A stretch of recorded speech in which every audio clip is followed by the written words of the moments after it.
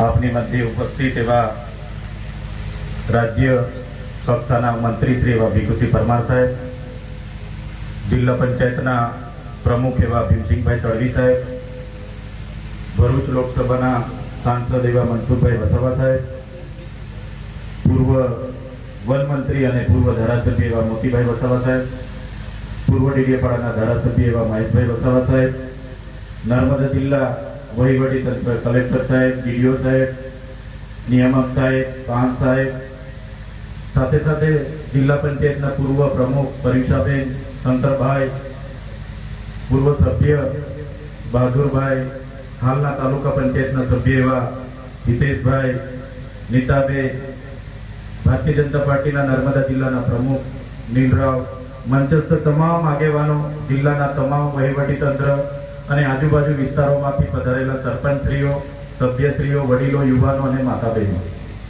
સાથીઓ, આજનો દિવસ એ રાષ્ટ્રપિતા મહાત્મા ગાંધીજીનો જન્મદિવસ પણ છે અને જે રીતે 1997માં ભરૂચ જિલ્લામાંથી જે પ્રકારે નર્મદા જિલ્લો છૂટો પડ્યો અને વિકાસને વેગ મળ્યો, એ જ પ્રકારે અઠવાડિયા પહેલા કેબિનેટની બેઠકમાં ગુજરાતની સરકારે ગુજરાતના 17 જેટલા તાલુકાઓ નવરચિત કરવા માટેની એક જાહેરનામું પ્રસિદ્ધ કર્યું અને એમાં પણ ડેડિયાપાડા તાલુકામાંથી જ્યારે ચિત્તા તાલુકો બની રહ્યો હોય તો આજના પ્રસંગે અહીં ઉપસ્થિત તમામ મહાનુભાવોને, તમામ લોકોને હું અભિનંદન પણ આપું છું અને ગુજરાત સરકારનો આભાર માનું છું. સાથીઓ, નવો તાલુકો બનવાથી જે પ્રકારની સેવાકીય પ્રવૃત્તિઓ અહીં તમામ વહીવટી અધિકારીઓ, વહીવટી કચેરીઓ આવી જશે, આ ગ્રામ્ય વિકાસ, ગ્રામ્ય વિસ્તાર આવનારા દિવસોમાં એક શહેરી વિસ્તારમાં તબદીલ થવાનો છે. હજારો લોકોને પોતાની રોજિંદી સેવાકીય પ્રવૃત્તિનો અહીંયા લાભ મળવાનો છે. સાથે સાથે આ વિસ્તારના જે પણ સીમાંકનમાં ગામો આવ્યા છે, તમામ પંચાયતો હોય, તમામ લોકો હોય, જેમ નાનો તાલુકો હશે વહીવટી રીતે સરકાર પણ વધુ ધ્યાન આપશે અને ઝડપી વિકાસમાં એમાં પ્રયાસો થવાના છે.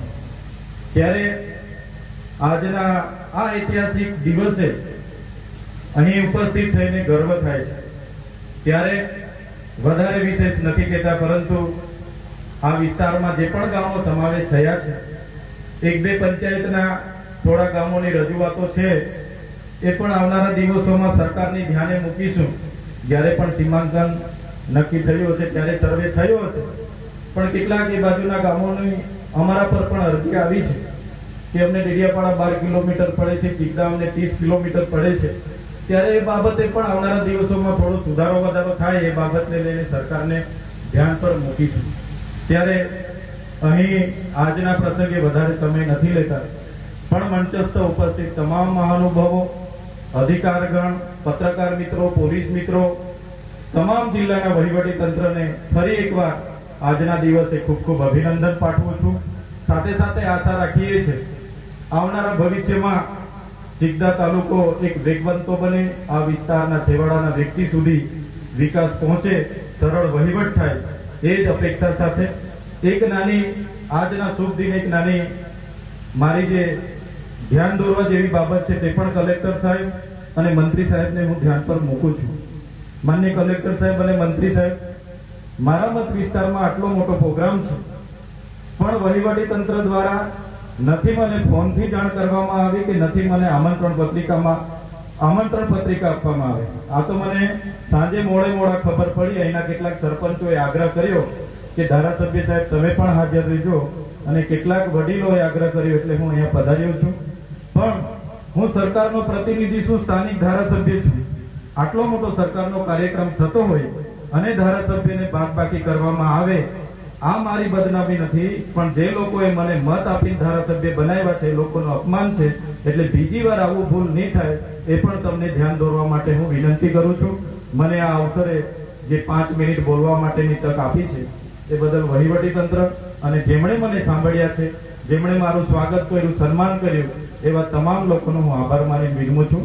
ધન્યવાદ. જય આદિવાસી.